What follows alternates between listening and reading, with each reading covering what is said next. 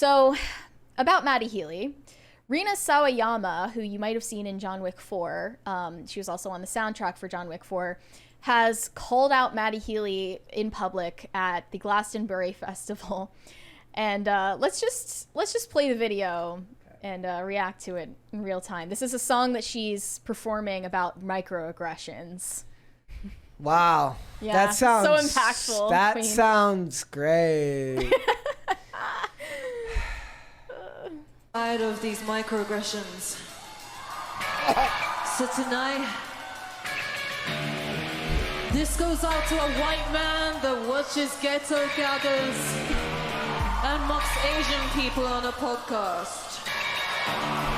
He also owns my masters.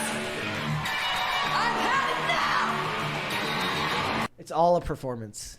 So she's claiming Maddie Healy owns her music, but it turns out he's only a co-owner as of January this year. So her beef isn't even, like, her beef with him isn't even real. But, like, okay. She mentioned that this white man watches... Why does it matter if he's white? He watches... You racist prick. Why does that matter? True story, supposedly. Somebody was at a party at Maddie Healy's apartment, and then everyone left, and she realized she forgot her phone or something in the apartment, and she walked back in on him like 5 minutes later, jacking off to race fetish porn on this site. This is the worst thing I've heard about Maddie Healy. No holds barred. Like, everything else, I don't care. But that actually makes me think, like, yeah, this guy's probably racist.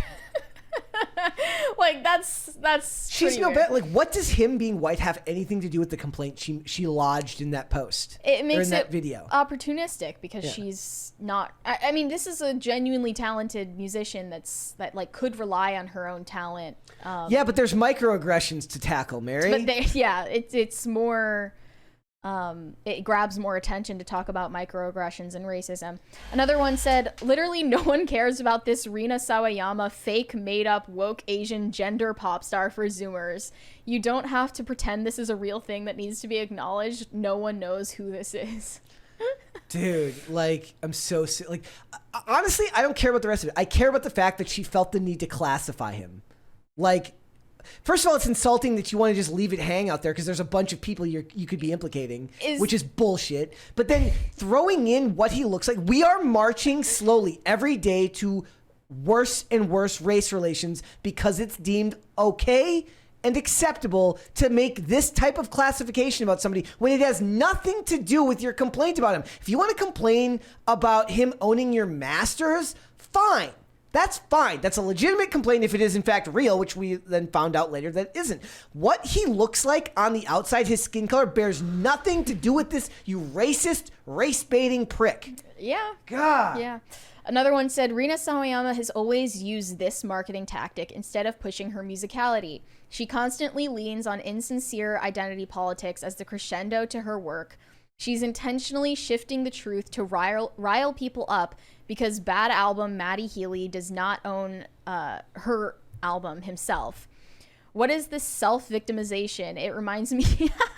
This is funny. It reminds me of when Japanese Breakfast did a Vice interview with Meng-Chi and Sarah Lee and was like, aren't you mad that white people said your lunch smelled bad and no one wanted to eat Korean food? And they were both like, no. You know what it is? We live in a culture now, especially in this country, where we have such easy lives that people are desperate to seem as if they've overcome something constantly. Yeah. We have it so Like, easy here. I'm sorry, is your nemesis mocking Asian people on a podcast that no one listens to the biggest problem that we have to worry about right now? Is Maddie Healy literally Hitler?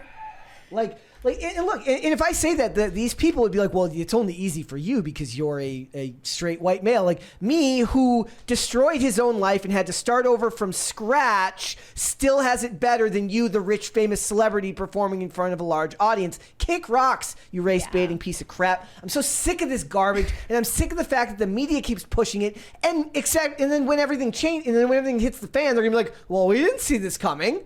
How could we have known that we turned half the country against each other? Yeah.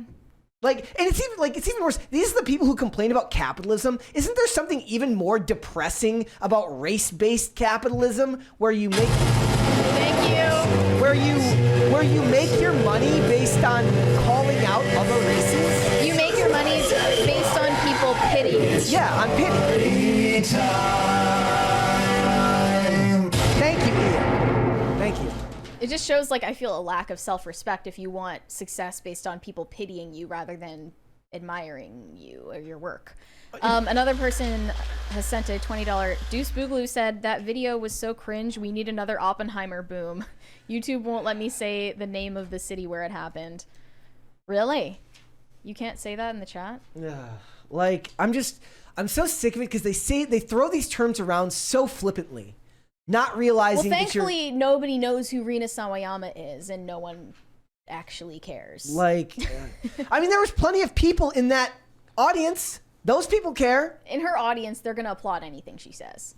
It's just so frustrating. And it's like, do they not understand that when you make that type of distinction, you're going to work with somebody in the future? And that person's is going to look like the person you're talking about there, and you're going to say that it's okay to classify them that way. It is not okay for me to classify her by her race as my form of complaint. My ability to critique her has to do with the things she said, not what she looks like. Imagine if you started a podcast talking about Rina Sawayama, and you were like, this podcast is about an Asian woman who... It's racist and insane. Yeah. These people are racist and insane. And this is what Hollywood champions. I had a video that I almost wanted to cover today. Dane sent it to me earlier. It's a video. It's like, this is how far Disney has fallen. And it's a bunch of videos of Disney stars right after 9/11 talking about what the flag means to them. And it's like Kyla Pratt and all of these Disney celebrities from the early 2000s talking about how the flag means unity. I mean, it's still like weird, like pro-America propaganda, but it's a very, very, very unifying message that they're sharing there. And then they show the Proud Family stuff and then like how far it's fallen since then. There is no money to be made in this. You can call it ESG, or I guess what are they calling it now? Conscientious capitalism. Yeah, fine. But you're doing all of it at the expense of the entire country and its soul. It's disgusting. This is what they'll do for people applauding them on Twitter. It's not about money. One person said, Rina Sawayama is 100 million times braver than all the outlets that wouldn't cover this and people who wouldn't acknowledge this. Well, first of all, who are these imaginary outlets that wouldn't cover this? Who are the imaginary outlets that wouldn't cover this? Everyone would cover it. If you mattered, everyone would cover it. Well, no, everyone covered the Maddie Healy controversies. Literally, that was pasted everywhere because it's related to Taylor Swift. Yeah. But also, no one cares about Maddie Healy. Yep. No, they don't. One, like, we were talking about him because he was dating Taylor Swift. Yeah. Both of these people are entirely irrelevant. He will soon fade back into obscurity because he will not matter to anyone. You said he's going to be the Morrissey of our generation. He could be the Morrissey of our generation. It's, I see potential. Yeah, just not good. Wow, finally someone calling out Maddie Healy because all the other girlies are too busy bootlicking him. I don't think that's happening either. Well, it happens. I think nobody cares about this guy, and nobody cares about Rina Sawayama. It's sad too because people saying that her music's good. So if her music's good, that should be enough. Right, exactly. Like, that's just sad.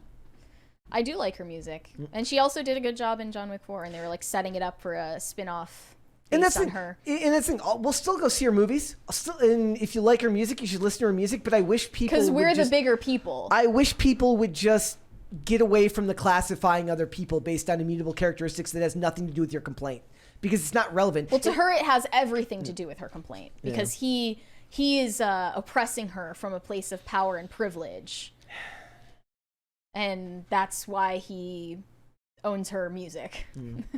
Thanks for watching. Listen to full episodes of Pop Culture Crisis on Spotify. Keep up with us on social media and make sure you subscribe and ring that bell so you never miss the show. Bye, guys.